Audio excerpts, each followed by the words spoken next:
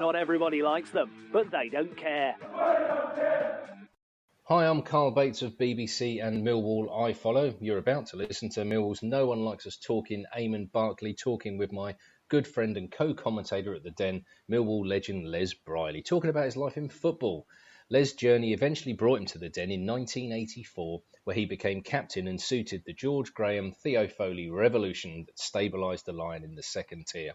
But George and Theo left the Den for Arsenal in 1986, and that is where Les Briley's story concludes in this first episode. Enjoy. I'm delighted to welcome Les Briley to the special interview today, and it's great to speak to the man that took Millwall to the top flight as their captain. Welcome, Les.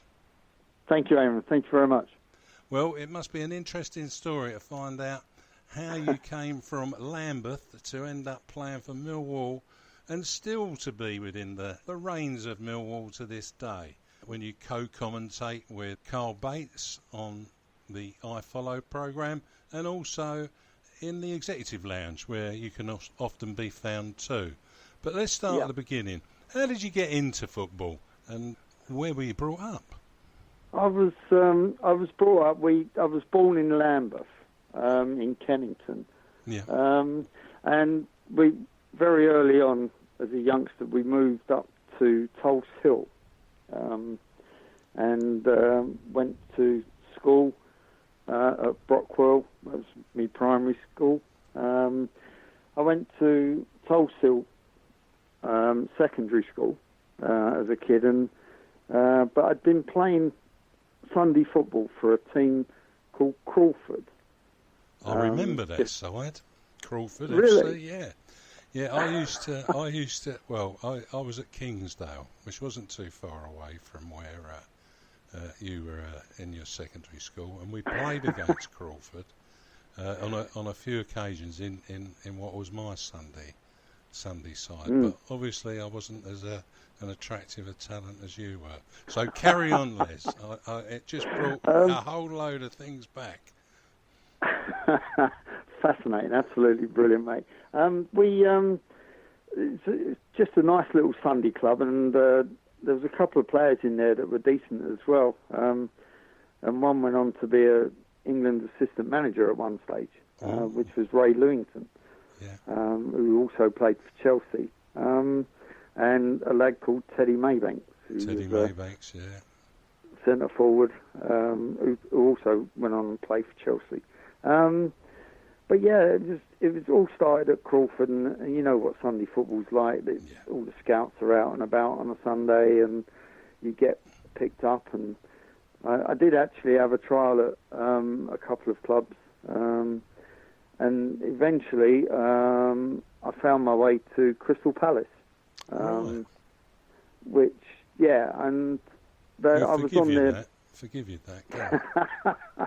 I was on their books for a little while, and then I had a problem. I had a broke a vertebrae in my back at 14. I was still on Crystal Palace's books, and I was getting to the stage where you get that they're going to offer you something, an apprenticeship. And I went in and see them, and they said, well, if you get back from your back injury, we'll hold your scholarship open, or apprenticeship as it was in them days. So I had the operation, which was successful, and I went back and said to them, well, I'm back ready, fit. Have I still got the apprenticeship? And they went, no, sorry, we ain't got no room, which is not very nice at 15 years of age. No. So, you know, at the time, I then started to play for Steve Kember. Used to run a team called Park Hill. Yeah. Park Hill in Croydon, obviously. And Steve was a really nice guy, really good guy, and he was playing for Palace at the time. And it just happened to be that he got a move to Chelsea. And he'd been there 2 weeks, and I phoned him up and I said, look, Steve, Palace have refused me the apprenticeship. Is there anything you can do for me at Chelsea? And he said, I'll see if I can get you a trial. And he got me a 3-month trial at Chelsea with Ken Shalito, who was the youth team coach at the time. And I went on the 3-month trial and got my scholarship, apprenticeship, whatever you call it. And I did a 2-year apprenticeship, sweeping terraces, cleaning boots. The way it was. Not like they do now. Yeah. So on the terraces, I got myself into the youth team, got myself a regular place alongside Ray Wilkins and Ray Lewington, and Clive Walker, Teddy Maybanks, and it's quite a good youth team, to be fair. But that's how it kind of all elevated, from playing for Crawford and getting picked up by a scout, and then going to sort of like pro clubs, getting trials and going to different clubs and different things, and that's how I found my way into football, really. Fantastic. And met some really interesting people along the way. So what was Ray Wilkins like? Ray was a lovely guy, absolutely top man, a gentleman, really, really helpful as well. He was at the really advanced level of playing, and I was okay, but Ray was advanced, well in advance, and obviously he was knocking on the door of the first team. We didn't used to see him very much in the youth team. He was always playing for the reserves and first team. So it was good to see him every now and again come and play in the FA Youth Cup. We always used to play them kind of games. Yeah, and Steve Kember, you mentioned there, who had a very good name, certainly around the Croydon area. Yeah. Steve was another great guy. He did a lot for me, Steve.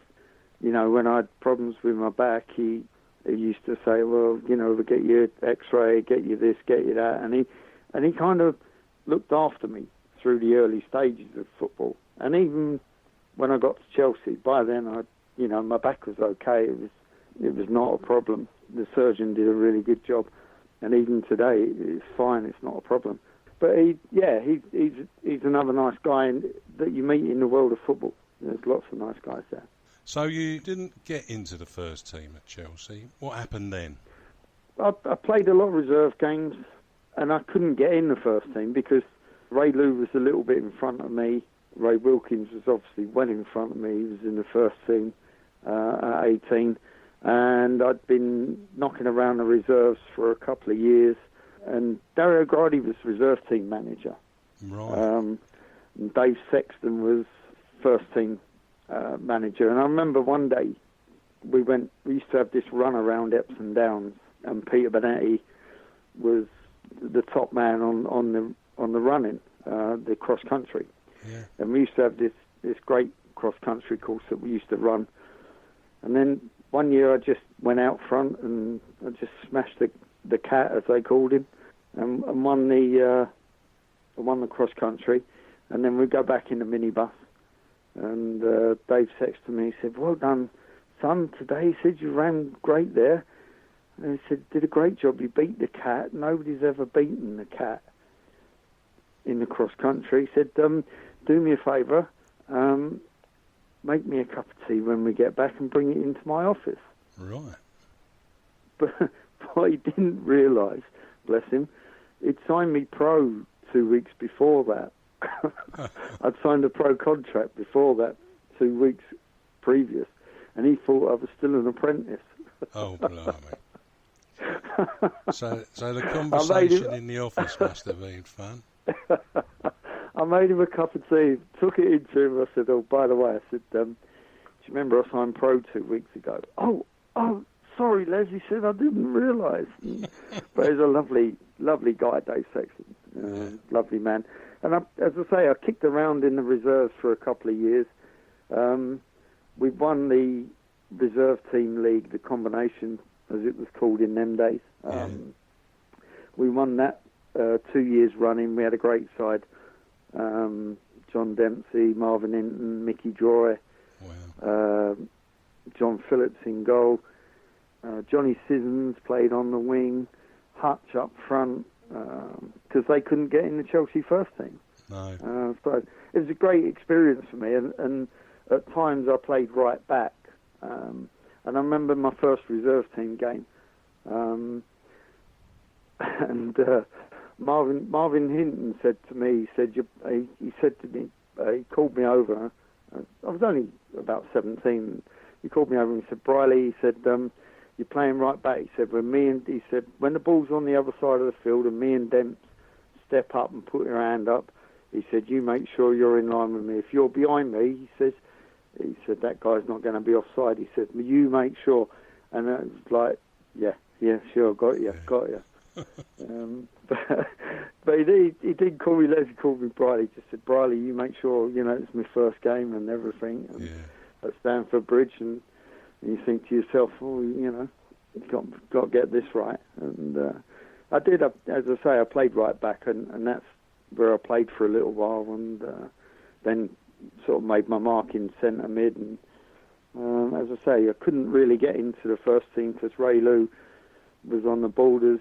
Ray Wilkins was in there, Kemba was in there, Johnny Hollins was in there, so Charlie Cook playing on the wing and things like that, and it was a cracking side that they had then. So it was time for me to move along, and Dario called me in the office one day. He said, your pro contract's up. He said, we're not going to renew it. He said, have you ever thought about playing part-time and getting a job? Right. And I went, not really, I said. Don't really, So we had a little bit of a conversation because he had links at Sutton United and things like that. Yeah. And so I said, no, not really, Dario. I said, it's not for me. I said, I think I can make my way in this world somewhere. And that was it. You go on the free transfer rota, and then a week later, Dario calls me in and he says, John Sillett from Hereford United wants to talk to you. You're going to have to go up there and have a talk, and you're free to go. There's no fee or anything. You can go and have a talk with him, and he wants you to go and play for him in a pre-season friendly, just to have a look at you. So he'd obviously watched me in a combination, and doing his homework, he went back to Chelsea to try and nick me, and that's exactly what he did. So off you went to Hereford. You saw John Sillett. He signed you up. What was John Sillett like? He's quite a famous name from the past. Yeah, John, he's a lovely guy. He's like all managers. They were all characters, and back in the day they were good characters. And he was a nice guy. He said to me, "It's a lovely place," and it is. It's a beautiful place. He said, "We'll get you board lodgings." He said, "Well, I want you to come on tour with us. We're going on tour pre-season." He said, "I want you to come in there." He said, "And we're going to Holland to play in a tournament out in Holland." So I went out there, played in the tournament, did okay in the tournament, and then he just fitted me into the side. They were in the same league as Chelsea, so I was playing in the second division at the time. Yeah. Chelsea were in the second division. I was playing against people that I couldn't get in the team, so it was great for me. I was in the shop window and playing in the second division, which was very good for me. So was there any other interesting players or players of note at Hereford? Yeah, Hereford. It was Hereford was a really, really strange place at the time. I thought. I stayed in the Green Dragon Hotel, and then they found us some digs. Me and a lad called Gary Goodchild, who played up front for Arsenal. He'd been let go. He didn't play in the Arsenal first team. similar scenario to me, really. Yeah. And Gary got in the side at Hereford, but he wasn't consistent, and he was kind of in and out, and then kind of out. But we lived together. We rented a 4-bedroom house out in in Herefordshire, out in the middle of nowhere. We just used to have a lad's kind of digs, if you like. And we had a great landlady. She used to send her daughter. She used to pick us up and come down, and we used to go to Costco. They used to pay for it. They were Hereford United supporters as well. Right. They had a house up the road, so they had lots of land and houses was cheap up there at the time, and I mean it still is cheap as well. Comparison to but it's a stunning place, absolutely. You know, the Herefordshire Wye Valley and things like that. It's just stunning. You drive up through there. Lovely place. But yeah, the football was okay. We didn't survive the first year. They came up. They'd had a succession of winning the fourth, the third, then the second. They came up and stayed, and then we got relegated that year. Needless to say, John wasn't very happy. He's fuming, steam coming out of his ears. Oh. And then the second year, one of his favourites was Terry Payne. Payne on the wing. To be fair to Terry, his legs were going, but boy, could he play. He never wasted a ball. He never passed the ball wrongly. He was terrific, but he's just, as it does, your legs run out, and he had a contract out in South Africa that he was going to play out in South Africa for another year or so, and I think he was going to live out there, and that's where he eventually lived. We had an ex-Chelsea goalkeeper, Tommy Hughes, and we had a lad up front called Dixie McNeil. Do you remember Dixie? No, it don't ring. But Terry Payne, did he play at Southampton? Southampton, yeah. That's right. Yeah, I remember Terry, yeah. Yeah, little winger. Yeah. And it was interesting, because John did everything. John was really good, and he did everything in his power to keep us up and everything like that. And the following year, and he's such a nice guy, and he used to take us out of the night midweek for a bit of team spirit, and as you did, we'd go bowling and things like that, and play cribbage in the pubs, and it was everything. He tried everything, John, but the players, we just didn't gel as a side, kind of thing. And then the second year in, he said to me, I've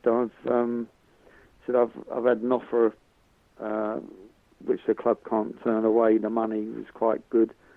He said it's from Wimbledon.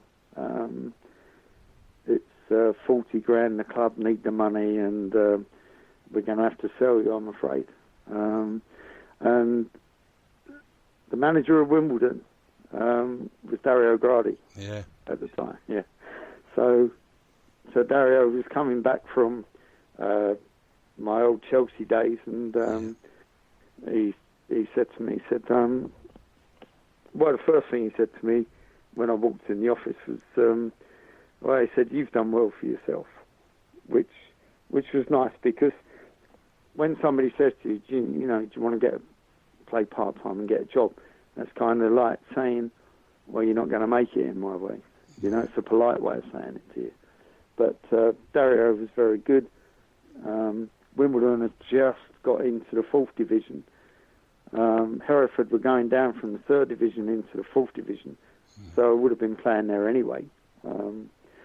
But it was a move. It's a chance to get back to sort of London kind of thing, because I'd had 2 years up in Herefordshire and travelling up and down. Although you had digs, you didn't stay there all the time, and I was only young, and it was a bit quiet out in the sticks at times, to say the least. But a stunning place and lovely people. So it was off to Wimbledon and on with a crazy game. That must have been interesting times and some interesting people, to say the least. How did that go, Les? Wimbledon was brilliant, actually. It was really, really good. They'd just come into the fourth division. Dave Bassett and Dario Gradi were joint kind of managers. And Dario did all the coaching, and Dave was kind of manager, and it was really interesting. Some, great characters there. Dave Bobby Bassett, Gould was there. can I just ask you about Dave Bassett? He always come across as either totally Mr. Intense or the biggest joker in the world. What was he like? Jekyll and Hyde, I thought. Yeah, you got it. I'll tell you what, Eamonn, you got it spot on. He's brilliant, Dave Bassett. Absolutely brilliant. He still sees me today and, hello, Les, how are you? He's the same chirpy guy. Yeah. He never changed, never changed one bit. No. So, he came up with some interesting characters. Dickie Guy, great character in goal. Glyn Hodges, he was one of Dario's, pulled him in from Chelsea. I think Glyn didn't make it at Chelsea, another one. So, there was lots of, a young lad when I got there. He'd been sort of like an amateur player and come into the league through the system was Steve Gallier's central midfield young lad.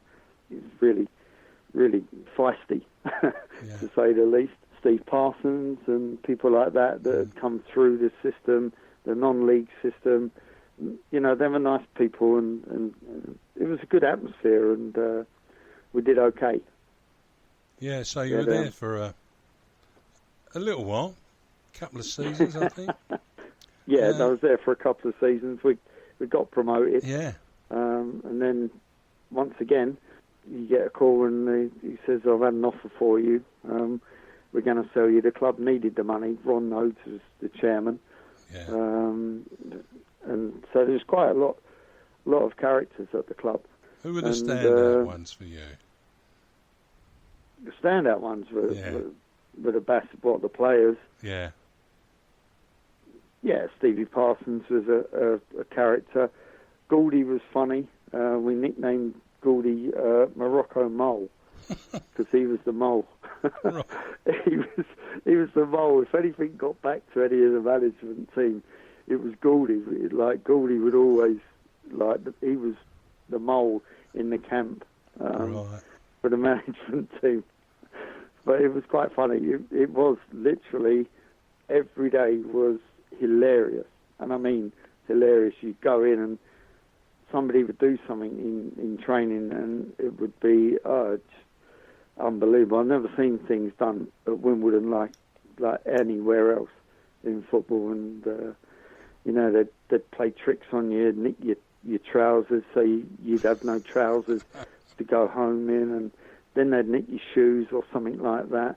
Then they'd steal your car keys, but lots of pranks and jokes. It was like the practical jokers, and no wonder they went on to be the crazy game, because that's what it was like, and that's what Dave Bassett was like all the time. He was constantly pulling people's legs and getting people to do, as you say, silly things, but they were funny things. And when you get changed your training kit, and then you go to put your clothes on, and you've got no trousers and pants, and you've got no shoes, and nobody knows where they've gone. But Dave Bassett had been in and nicked them and put them in the other dressing room, and silly things like that. And it was so funny, and no wonder they went on to be as crazy as they were. Football is fun, Oh, mate, it was funny, I have to admit. So it was Aldershot that took you on from Wimbledon then? Yeah, as I say, you get the call, you get called in the office, and away you go, and it's we've had an offer for you, and we can't turn the money down. The club needed the money. Once again, I was off, and this time I was off to Aldershot, who were in the same division as Wimbledon at the time, which was in the 4th division. Yeah. And at that stage, you think to yourself, am I going to be kicking around in the 4th division, 3rd division, or what all my life? And am I ever going to get into the high, back to where I was with Chelsea? And Chelsea had just got promoted back into the 1st division. And you think to yourself, is this where I'm going to be playing? So yeah, strange times. But yeah, off to Aldershot and meet Tom McInerney. And that's not 3 managers, that's Tom McInerney. That's because he used to introduce himself. Yeah. I'm Tom Mac and Ernie, and that's how it used to sound. So once again, another character, great character, nice fella, really good. And Aldershot was a strange place. I've kicked around in some places, and it was like a non-league ground kind of thing, because they had 3 stands and one end was totally open, so it was like playing in a non-league kind of stadium. So it was difficult, very difficult. And they had, once again, we had a good bunch of players. First season in, did okay, and then second season, did okay again. I won Player of the Year first year, Player of the Year second year, third year. It comes up, we're close to getting promotion. And there's been a hardy kind of group that were there, and Joe Joplin was club captain, I was team captain, and I'd been made team captain at every club that I'd been at, which was quite nice. And Joe Joplin calls this meeting one day, and I've never ever in my life been in a meeting. I've been in lots of meetings, but never like this one. We're in with a chance, and we've got a few games left. If we win the last few games, we get promotion. And we're capable of winning because we've got a decent little outfit. Joe says, well, we've got 4 games left. If we win all 4, we get promotion. And I went, yeah, great, terrific. And he went, but we're not going to win the games. I went, what? Are you serious? He said, we're not going to win the games.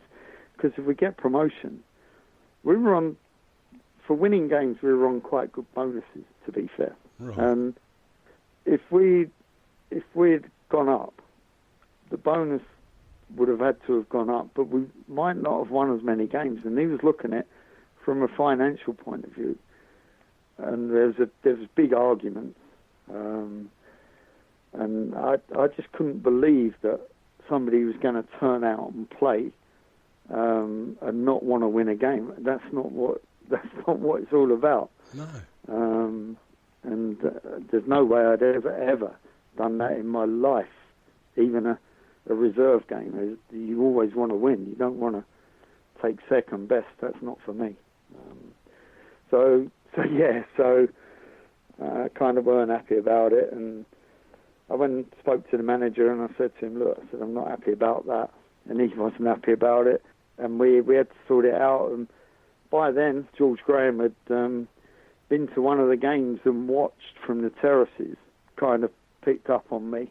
But what George thought, he put on, he put a hat on or something, and tried to disguise himself, and so that nobody knew that he was there. Because when you get a high-profile manager kind of coming in and looking, you kind of think, who's he looking at? Is he going to nick one of my players, or is he going to buy it? But he got found out. Somebody had found him out. And said to him, oh, you're George Graham, da-da-da, da-da-da. So that kind of all was in the pipeline, and leading up to what had gone on at kind of Aldershot, I decided it was time to go. And George had come in. Bob Pearson originally had seen me play, And then George obviously wanted to come and see for himself, and obviously he liked what he saw. And they, Millwall were in the third division, hanging on, which they narrowly hung on. They'd made contact with Aldershot, and Tom Mack pulled me in again, and he said, we're selling you, off you go. And that was it. I was off to meet Mr. Graham. Right. And how was that then? That was that was very good. Yeah, George was excellent. Great ambassador. Knew what he wanted. Said to me, "So I'm going to make first thing he said, I'm going to make you captain straight away. There's a couple of things I want you to sort out." So I had to sort one or two things out straight away, and this, that, and the other, and gradually, slowly but surely, no hesitation on obviously being captain straight away, and we had a good season. The first season in, we got promoted, which he was over the moon about. I'm very, very pleased, and we had some good players in the side. When I came there, it was Anton Altulakowski, very, very talented winger. Cusack, very good central defender. Lindsay Smith. Lindsay, George had bought Lindsay as well. And of course, John Fashionet. Yes. Fash was fresh out of the blocks, and so was George. And George's first real job in management, and obviously promoted. And then of course everybody's looking at the things he's done, obviously in football, and off he goes to Arsenal. And unbeknown to me, at the time, you don't always know these things. He came in for me to go to Arsenal. Wow. I was on the list to go to Arsenal. He wanted to take me with him, but obviously nothing occurred, and nothing was in the papers or anything. But through the grapevine, you find these things out. It wasn't until about 10 years after you finished playing, and Theo Foley, God rest him. Yeah, good rest. He came up and told me, he said, "By the way, your dad." I went, "My dad?" He said, "George." Because Theo used to always call me George's son. You're George's son. George loves you. Those were Theo's words. I said, "Don't you love me then, Theo?" He said, "Of course I do." He said, "But not as much as George." I mean, it's a good time just to pause in that story, and I know his son went before him, Paul, who he wrote the book with. Yeah, that's right. And that must have hurt him badly. But Sheila and the family, I mean, we sent our condolences out on the show. What was Theo like? I mean, he was well loved by fans. I remember that. He had that cheeky, chappy banter type, and he'd give you as good as you get. So, what was he like to the players? He was brilliant. He was absolutely brilliant. He, if ever you needed a conversation, needed to go and have a chat with somebody, Theo was your man. I could have a chat with George, but I'd have a different conversation with Theo. Theo was bang on. He'd tell you straight. He wouldn't mess around, wouldn't pull no punches. He wanted everything done really strictly, precisely, and he wanted you to work hard, which obviously we did. And he was just a top man. You'd have a different conversation with Theo than you would with George. George would play around and mess around, beat around the bush a bit, but Theo, direct, straight. You knew where you stood, and you knew Theo would back you. He was, you give him 110%, and he'd back you to the top, mate. He was first class information, never wrong. never wrong. Absolutely got everything right, spot on. He was just a top guy, really, and you know, it's such a shame. He'd been suffering with one or two illnesses, and it's just a shame. It's you know, a great man. It was, and yeah. He certainly had lots of fans. Read a piece that Phil Coleman had put out about him, and he really inspired Phil. There was no doubt about it. And yeah, he was just a top guy, really. You know, as I say, he'd help anybody out. I remember I broke my jaw in a game, or one of the players broke my jaw, and I had to go to hospital that evening in London, and the surgeon operated on my jaw, and Theo was the man who took me to the hospital and stayed in the hospital, looked after me overnight and everything like that. It was just absolutely just a first-class man. He really was, and he just wouldn't hesitate to help anybody. And top guy. Absolutely. Well remembered and sadly missed. Yes, very much so. So George himself, I mean, you obviously touched on, he was a bit going around the houses in talking with you. What was he like as that manager? You know, paint a picture of him. George was different to what he was as a player. When he turned the manager, it was like George as a player he used to go out a lot and drink a lot, and well, not drink a lot. He used to go out for a few nights. He used to like being out and about, and he didn't really train that much. And everybody called him a stroller, but he was a talented player. Absolutely, he could really play. And George would never ask you to do anything in training that he couldn't demonstrate. It was at that age where you just finished your playing career, and for a period after you finished your playing career, you have this. Your legs have gone as regards running, but you still can pass the ball. And George would say to me when I first came to the club, he'd demonstrate, and he was a great demonstrator, and he used to get it right, 9 out of 10.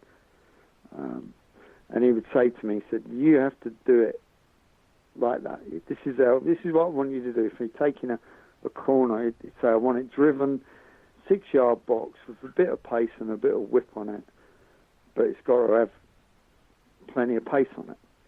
And to do that, you have to practice and practice and practice. And George would be there every day, and he would meticulously make you stay there with a load of balls. And he said to me, he said, "You're going to be the set play person, so you need to do this. You need to whip it, you need to bend it, you need to drive it, float it, signals and things like that." So he was really spot on what he wanted.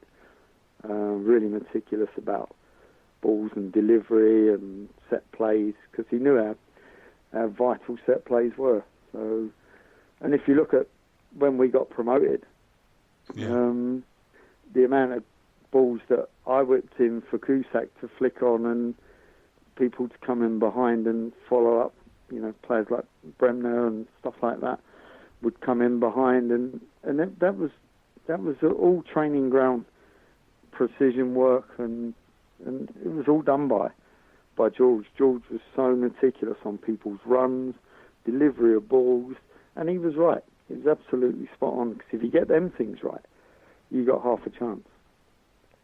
That makes a big difference, and he certainly pulled a side together there that did it. It wasn't obvious initially what he was doing was going to be as good as it was, but I must say for the supporter, what happened was absolutely fantastic under George Graham. he really did take us somewhere. And I think we all thought, well, he's off, and what's going to happen now? But I'd just go back on some of those players that you mentioned that you were playing alongside. Talk about some of those that sort of stuck out in your mind from that George's team. From George's team, the two that stuck out were Cusack and Al Tulakowski. Yeah. They were special. You know, Kusi he was a big centre half. He was mobile, a great defender, and he could play a bit as well. On the ball, he was good, and that's what George wanted. And Anton, he would get you a penalty when you needed one, because he was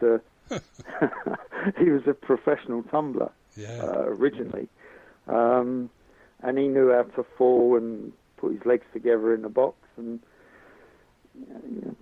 you know they were game-winning, game changers. He could change a game. You give the ball to Anton, and he'd go down the wing, he'd beat the fullback, cross the ball in the box. Bremner would pop up, score the goal, or Dean Horrocks, God rest him, he would score the goal, or Dean Neal would score the goal. You know what I mean? Or Stevie Lowndes, he would pop in and score the odd goal as well. Yeah. So they're players that, you know, that was a good little side. That side that got promoted. Was absolutely. Although we didn't win the league, we got into the third place and actually got promotion that way, right. which was really, really good.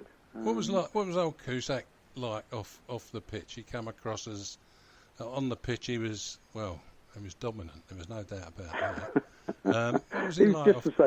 Just the same. Just the same. He was just the same off the pitch. He was a bit of a lad, a bit of a character. Used to like a laugh and a joke.